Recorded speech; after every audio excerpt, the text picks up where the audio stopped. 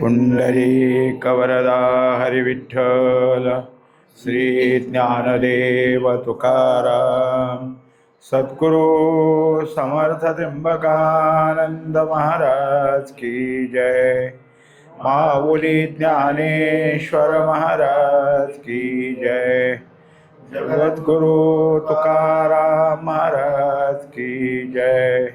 श्री गुरुदेव दत्त। श्री तुकाराम महाराजांची गाथा यातील 27 क्रमांकाचा अभंग घेत आहोत।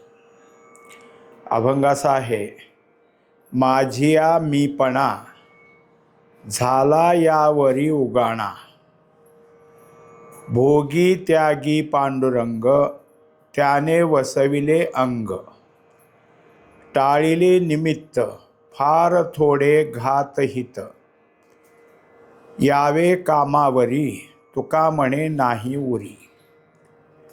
4 चरणाचाच अभंग आहे आणि याच्यामध्ये तुकोबारायाला असं एक समजून द्यायचं आहे की मी कशात गुंतलो होतो, काय माझ्या ठिकाणी अडचण आणत होतं, त्याच्या ठिकाणी जे जे काही होतं त्यातलं मला जर काही असेल तर कोणत्या गोष्टीने अडवलं हे आता माझ्या लक्षात आले। काही गोष्टीचं ज्ञान आपल्याला झालं तर त्यातून आपल्याला सुधारणा करता येते। सगळ्यात जास्त अडचण कोणती तर मीपणा धारण झाला की त्या मीपणाच्या पाठीमागं अनेक गोष्टी त्या ठिकाणी जोडलेल्या असतात। त्या सगळ्या बाजूला निघायच्या झाल्या तर अगोदर मीपणा सोडावा लागतो। मीपणा हा काय आहे तर अहंकाराचं लक्षण आहे। अहंकार हा कसा स्पष्ट होतो तर मीपणातून स्पष्ट होतो। तो अहंकार जिथं असेल तिथं काय आहे की अडचणच येते। तुकोबाराय एक प्रमाण देतात की अहंकाराचे तोंड काळे दावी बळे आभंड, म्हणजे तो असा आहे की सगळीकडं घनदाट अंधकार दाखवून देतो। त्याच्यामुळं अहंकाराचा आपल्या ठिकाणी काय आहे की कंटाळा आलाच पाहिजे। अहंकार जोपर्यंत आहे तोपर्यंत आपण असेच काय आहे की गुंतून राहू आणि परत परत जन्म घेऊ। पण ज्याला कळालं मुख्य मेढ कुठं आहे, म्हणजे तो जसं माऊली म्हणतात की बहुता एका अवांतरू अहंकाराचा भूत संचारू, जाहला म्हणून विसरू आत्मबोधाचा। माझा आत्मबोध का विसरला तर या अहंकारानंच मला गुंतवलेला आहे। आता झाला यावरी उगाणा, त्याच्या ठिकाणी काय केलं की दुसऱ्या तुकड्यामध्ये सांगितलं की हे जे आहे याला मी नाश केला, म्हणजे आता काढून टाकला। एरवी काही कारणानं मीपणा बाजूला होणं वेगळं आणि कायमचा बाजूला करणं वेगळं। मी निघाला की माझं निघतच असतं। मी आहे म्हणून माझे, मी आणि माझे ऐसे आठवण, विसरले जयाचे अंतःकरण, पार्था तोच संन्यासी जाण। आता त्याला संन्यासी म्हणावं की जो मी आणि माझं टाकून देतो आहे। आणि हे सगळं झाल्यानंतर माझं जर काय असेल तर मीपणा विरहित आता जे स्थान आहे ते प्राप्त झालं। यामुळं आता काही जरी झालं म्हणजे शरीर टाकून दिलं नाही, शरीराचा मीपणा टाकून दिला आहे, तर मग काही येईल ना। मनुष्याला शरीर आहे म्हटल्यानंतर शरीराचा संपर्क अनेक गोष्टीशी होतो। मग सगळ्यात महत्त्वाचा कोणता होतं तर भोग जे असतात ते मिळतच असतात आणि ते भोग त्या वेळेला आहेत। रस्त्यानं चाललं की डोळ्यापुढं काहीतरी दिसणारच, कानावर काहीतरी ऐकू येणारच, नाकाला काहीतरी वास जाणारच, खायचं नसलं तरी काही खावं लागलं तरी त्याची चव कळणारच। म्हणजे हे सगळे इंद्रियांचे व्यापार चालू राहतील आणि त्याचे जे काही असतील धर्म ते कळतील ना। आता त्याच्यामुळे हे सगळं जे होतं आहे हे अगोदर काय होतं तर मी हे खाल्लं, मी हे पाहिलं, मी हे ऐकलं असं होतं। आता मीपणा राहिला नाही आणि भोग झाला तरी काय झाला तर त्याच्या ठिकाणी काय आहे त्या भोगाचा अगोदरच मीपणाचा त्याग झाल्यामुळं भोगाचाही त्याग झाला. भोग त्याग झाला संगीचा असंग. आता भोगाचा त्याग झाला, जे भोगलं त्याचा संग राहिला नाही, त्याच्याही ठिकाणी असंगत्व आलं. तोडी येले लाग माग दोन्ही. आता दोन माग कुठले असतात? एक भोगतो तो फलांश, आणि असं भोगलं हे स्मरणात ठेवलं जातं ते स्मरणांश. कोणते दोन झाले भाग? एक फलांश आणि दुसरा स्मरणांश. हे दोन कुठल्याही भोगाच्या ठिकाणी निर्माण होणारे असतात. आणि मग त्याच्यासाठी सांगतात की तोडी येले लाग माग दोन्ही. आता त्याच्यानंतर काय आहे की त्याचा कुठलाही काही संबंध ठेवला नाही. मग हे सगळं कुणाकडं देऊन टाकलं? तर पांडुरंगाकडं देऊन टाकलं. जसं तुकोबाराय म्हणतात का नाही की घालून या भार राहिलो निश्चिंत. मग आता तो जो भार आहे तो घातल्यानंतर आपल्याला हे ते म्हणायचं काहीच कारण राहिलं नाही. मग आता तो जो आहे तो त्याच्या ठिकाणी काय केलं? त्याच्या ठिकाणी वाहिल्यामुळं सगळा भोग आणि त्याग दोन्ही पांडुरंगाच्याच ठिकाणी.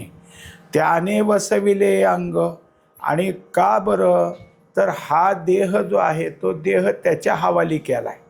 आता देहाचा सांभाळ करणं, देहाला खायला प्यायला घालणं, देहाचं रक्षण करणं, हे सगळं कोण करतो? तर पांडुरंग. म्हणजे भक्त काय करतो? देहाविषयी उदास झालेला असतो. मग त्यात सांगितलंय संत महात्म्यांचा एक महिमा सांगताना तुकोबाराय सांगतात की उदासीनाचा देह ब्रह्मरूप. त्याला हा तिथं जर काही असेल तर काही नाही. मग संकल्प तर त्यांच्याजवळ नाहीत. विरहित संकल्प होती जाती. मग कोण करतं हा संकल्प? तर तो संकल्प पांडुरंग आतून करतो. कारण देह त्याचं त्यांनी सांभाळलाय किंवा देहरूप तो झालाय. आता माझा देह म्हणजे पांडुरंग आहे असं झाल्यामुळं त्याच्या ठिकाणी काहीही मागणी असो नसो, कुठलंही झालं तर ते सगळा कोणी केला संकल्प? तर पांडुरंगाने केला. म्हणून त्याने वसविले अंग. आता तोच त्या ठिकाणचा असल्यामुळं भोग घेणारा तोच, त्याग करणारा तोच. दोन्ही गोष्टी ह्याच्या हातात राहिल्या नाहीत. हे काय झालं? दुसऱ्या चरणामध्ये सांगितलं. आता तिसऱ्या चरणात सांगितलं की टाळिले निमित्त फार थोडे घात हित. आता काही जरी झालं तरी कोणत्या प्रकारचं निमित्त नाही. आपण काय करतो की सकाम कर्म टाळतो आणि जे काही दुसरे असतील कर्म, दोष कर्म जे आहेत तेही कर्म टाळले. मग आता राहिलं कोणतं? करावंच लागतं त्याला म्हणायचं नित्य आणि नैमित्तिक. नित्यकर्मामध्ये काय आलं? तर जे आहे ते आहे. नित्यकर्म टाळलं का केलं असं म्हणायचं काही कारण नाही, कारण ते सगळा देहच पांडुरंगाच्या हवाली केला आहे. मग खायला घातलं न घातलं, झोप झाली न झाली, हे सगळं देहच माझा नाही, देहाचा मीपणाच माझा नाही, ते पांडुरंगाकडे. पण नैमित्तिक कर्म जेव्हा असेल तेव्हा ते नैमित्तिक कर्मसुद्धा काय आहे? टाळिले निमित्त.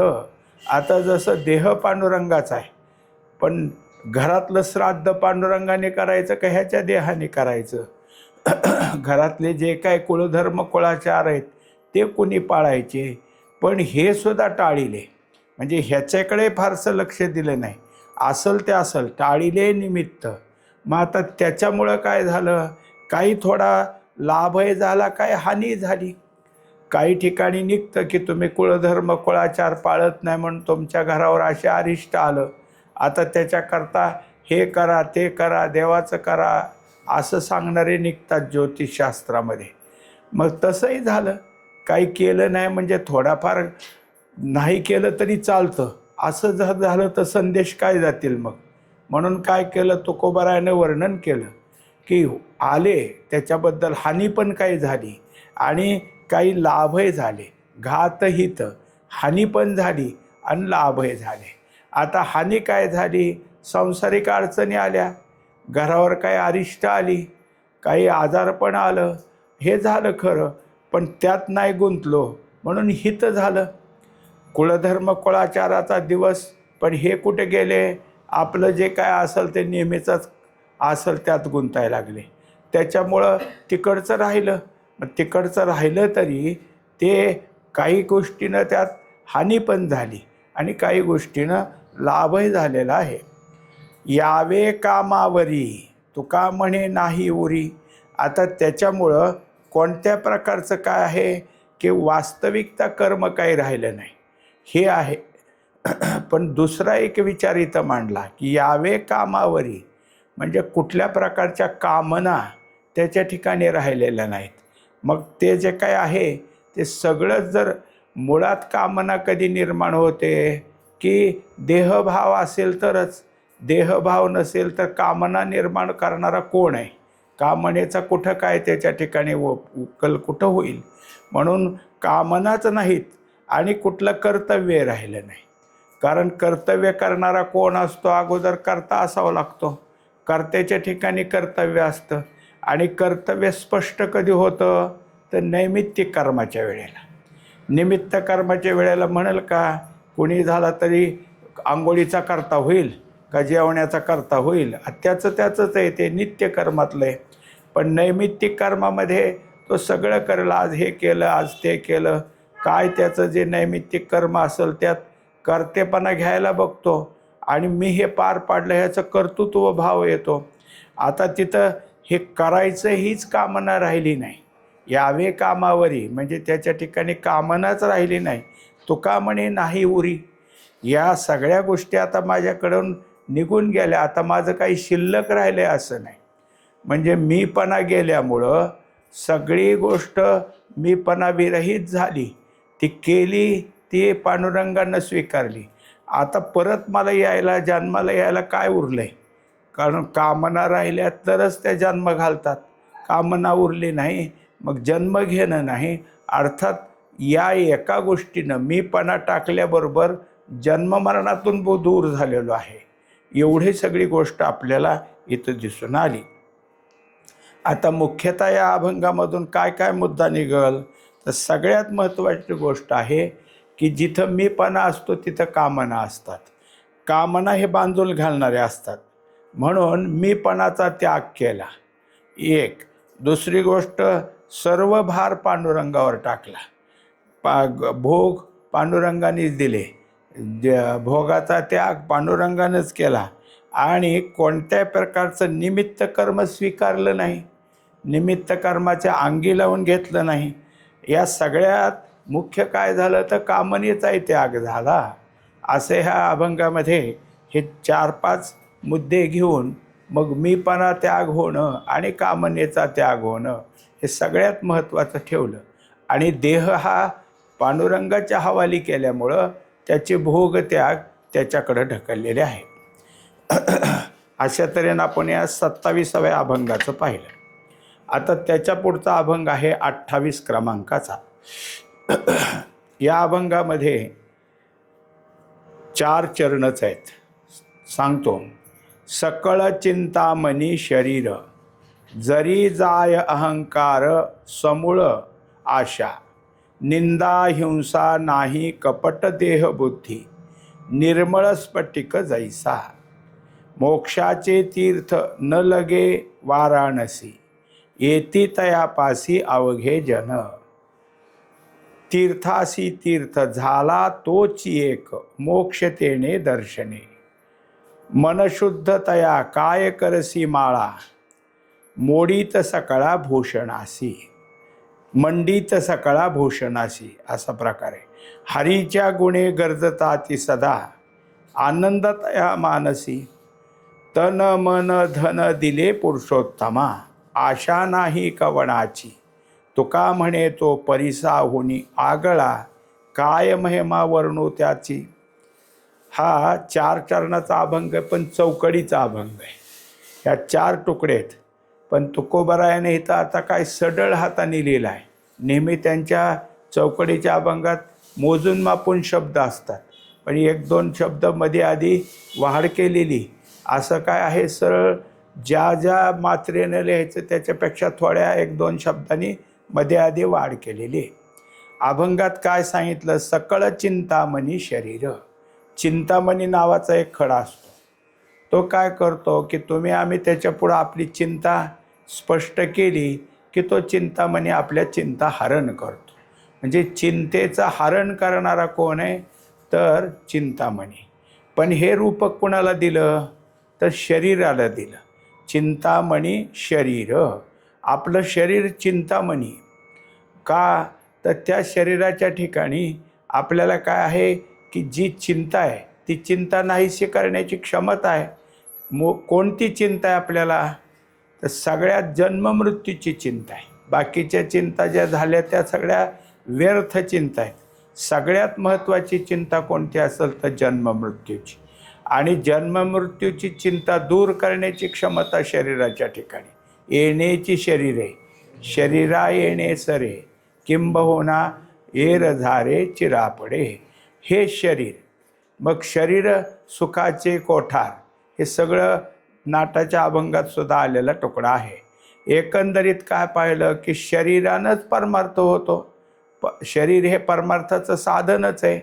पण त्याला चिंतामणी होण्याकरता शरीराला जन्ममरणातून दूर करण्याची चिंता सांगावी लागते. मग शरीर ते तुमचं दूर करेल. मग हे कधी होईल, हे होण्याकरता काय करावं लागेल तर त्यांनी त्याला दिलं की जरी जाय अहंकार समूळ आशा. म्हणजे वरच्या अभंगासारखाच हा एक थोडा काय आहे विषय आहे. जर तुमच्या ठिकाणी अहंकार आहे आणि या अहंकाराला धारण करून कितीतरी त्या ठिकाणी काय आहे आशा आहेत, म्हणून समूळ आशा. आशा एक नाही, एखादी आशा आपली काय होत असते की होती निराशेच्या ठिकाणी पण दुसरी उभा राहते. किंवा एक आशा आपली जरी थांबली तरी थोड्या कालावधीनंतर पुन्हा ते वर डोकं काढत असते. आता त्यांनी सांगितलं की समूळ आशा, त्या आशाच काही राहिली नाही. हे सगळं कसं झालं की आशा काढून टाकली. जसं तुकोबाराय सांगतात की आशा ही समूळ खानोनी काढावी तेव्हाची गोसावी व्हावे तेने. आता त्याच्या ठिकाणी काय आहे, आशा राहिलीच नाही. मग आशा एकटी नसते. त्याच्या पुढच्या तुकड्या सांगितलं निंदा हिंसा नाही कपट देहबुद्धी. हे सगळेच त्या आशेनंतर आहेत. म्हणजे हे कोण आहेत, हे अज्ञानाचीच पिलावळ आहे. माऊलीने काय केलं, 18व्या अध्यायात हा विषय घेतला.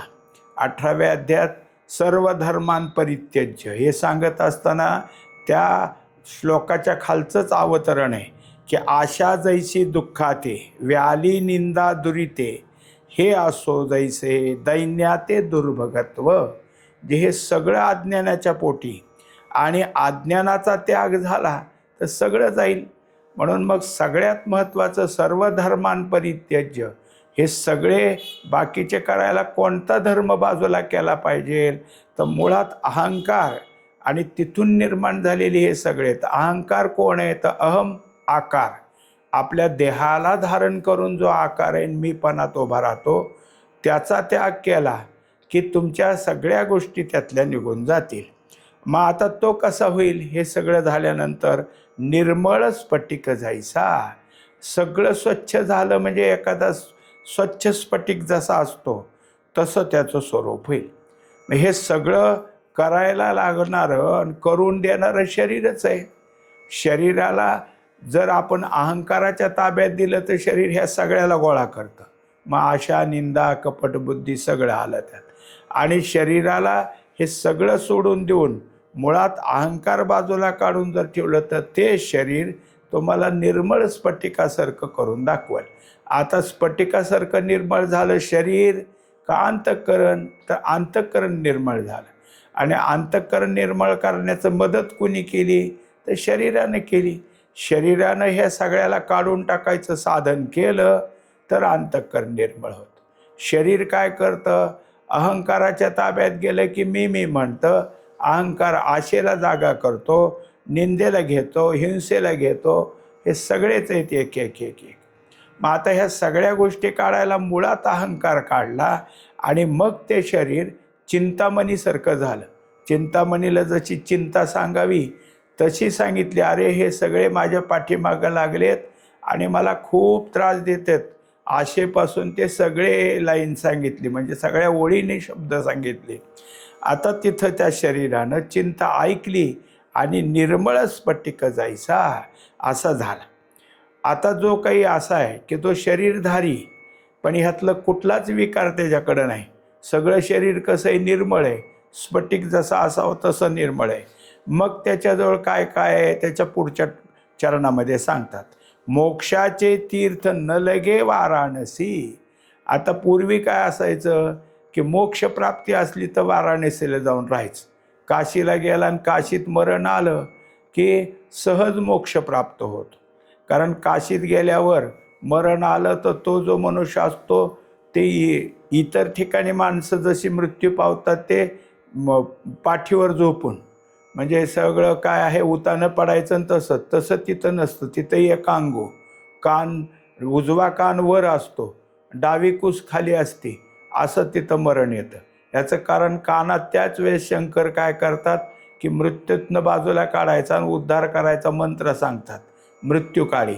आणि मग ते शरीर मनकर्णिकेच्या घाटावर काय करायचं, दहन करायचं.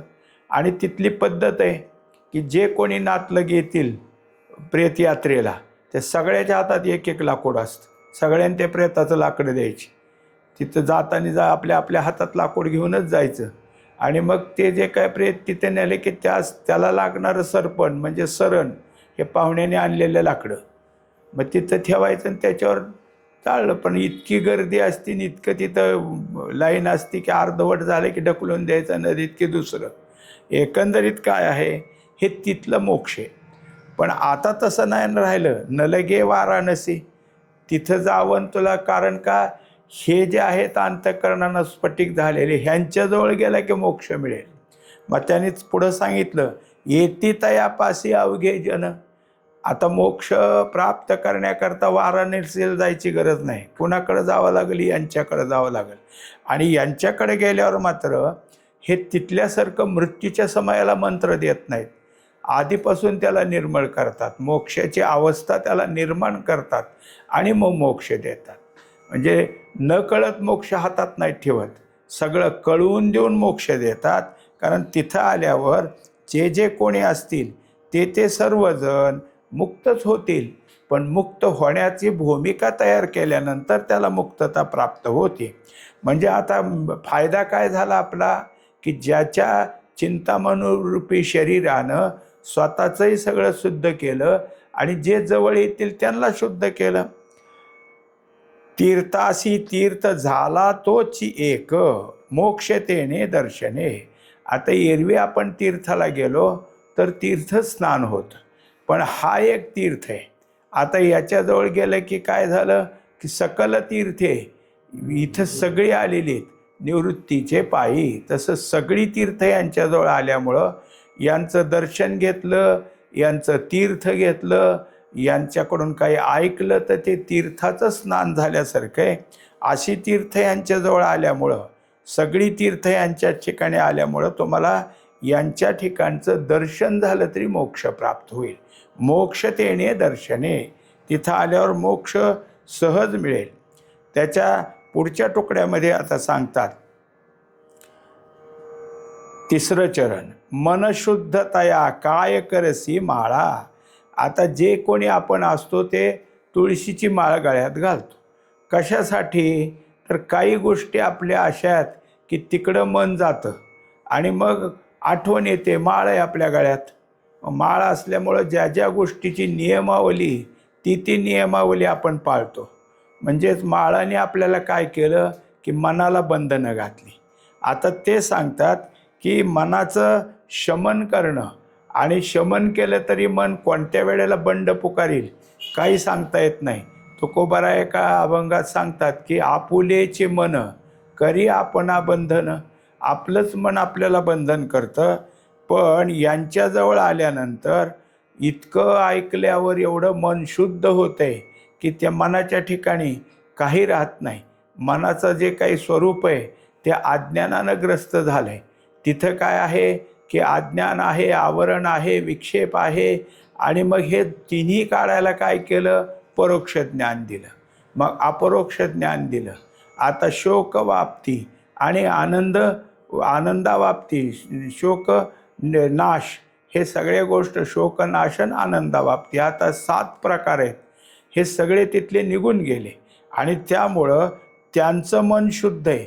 आणि जे त्यांच्याजवळ जातील त्यांना माळ नाही घातली तरी ते शुद्ध होतील, कारण माळ घातल्यावर बंधन आलं. पण ह्यांना माळ घालायची गरज नाही. मंडित सकळा भूषणाशी, हे इतके चांगले वागू लागले जे त्यांच्याजवळ गेलेत ते, तर सगळ्या जनामध्ये त्यांचं भूषण वाढलं. फार वा, यांचं काय आचरण खूप छान आहे, आचरण खूप छान आहे. सगळ्या लोकांमध्ये त्यांचं भूषण तयार झालं. हरीच्या गुणे गरजता ती सदा. आता तिथं दुसरं काही नाही, नामस्मरण, हरिनाम हेच आहे. जयघोष सतत होतो, हरी उच्चार होतो, हरीचं चरित्र तिथं गायलं जातं. म्हणजे तिथं गेल्यावर मन शुद्ध झालं, मनाला हरिनामाचं काम प्राप्त झालं. सतत गर्जना तिथं कानावर येऊ लागली किंवा आपण ते करू लागलो. आनंदतया मानसी, केवळ आनंदच आनंद आहे, आनंदाशिवाय तिथे काही राहिलं नाही.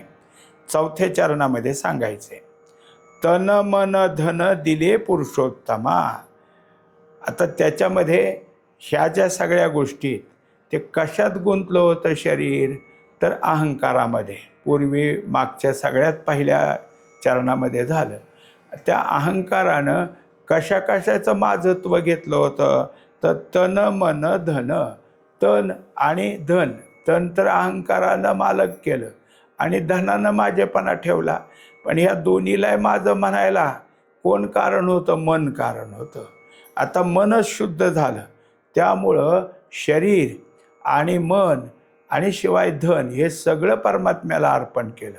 हे सगळं भगवंता तुझं आहे आपलं. आणि ही वास्तविकता आहे. देह हे काळाचे, धन कुबेराचे, येथे मनुष्याचे काय आहे. पण नसताना आपण मालक व्हायचा प्रयत्न करतो. आता हे तर ज्ञान झालं, हे सगळं पुरुषोत्तमा तुझं आहे असं झाल्यामुळं आशा नाही कवणाची. मग आता हे माझं आणि कोण सांभाळल, कसं होईल त्याचं, का कुठं राहिली का आशा. मनुष्य आशेला गुंतला की परत त्यात येतो. तर असं काही राहिलं नाही की जसं तो हरणाच्यासाठी बसला आणि हरणाचं कसं होईल म्हणजे सगळं बाजूला गेलं तर वानप्रस्थ आश्रमात आला होता. आता त्या जडभरत राजाला काय झालं, पुन्हा हरणाचं वेळ लागलं आणि मग परत त्याला काय करावं लागलं, हरणाच्या जन्माला. आशाच कशाची राहिली नाही, सगळं निर्मळ झालं. तुका म्हणे तो परिसाहुनी आगळा, काय महिमा वर्णू त्याची. आता हे जे काही आहेत की ज्यांचं शरीर चिंतामणी झालं, त्यांच्या जवळ कुणी जरी गेले तरी हे काय करतात, लोह परिसाचे. जसं लोह आणि परिस एकत्र आल्यावर त्याच्यात जसं सोनं होतं, आणि हे मात्र त्याचप्रमाणे, म्हणजे ती उपमासुद्धा कमी पडते असे तुकोबाराय एका चरणात म्हणतात की लोह परिसाची न साजे उपमा. कारण परिस लोहाचं लोक सोनं करतो, पण हे माणसाचं काय करतात, मोक्ष प्राप्त करतात, कैवल्य देतात. याच्यामुळं परिसानं लोहाचं सोनं केलं, परिसानं परिस केला नाही, पण संतानं त्याचं संतत्व दिलं. हे यांच्याकडे वेगळे.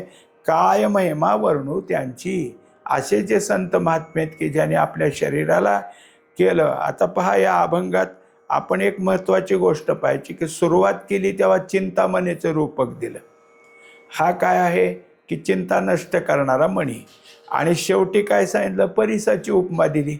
म्हणजे परिस काय आहे, तर सोनं करणारा. हे दोन्ही गोष्टी कोणाच्या ठिकाणी आल्या, याचं संत महात्म्याच्या ठिकाणी. संतांनी आपल्या शरीराला चिंतामणीचं रूप दिलं. आपण त्यांच्याजवळ गेलो की तुम्ही काही मागा, भक्ती मागा, ज्ञान मागा, वैराग्य मागा, सगळं त्यांच्याकडून चिंता नाहीशा होण्याचं मिळेल. आणि परिस म्हणजे त्यांच्याजवळ जाऊन बसलं की सगळं होतं. संत संगतीनं सगळं काही प्राप्त होतं. म्हणून त्यांचा महिमा अगाध आहे. काय त्याचं वर्णन करावं.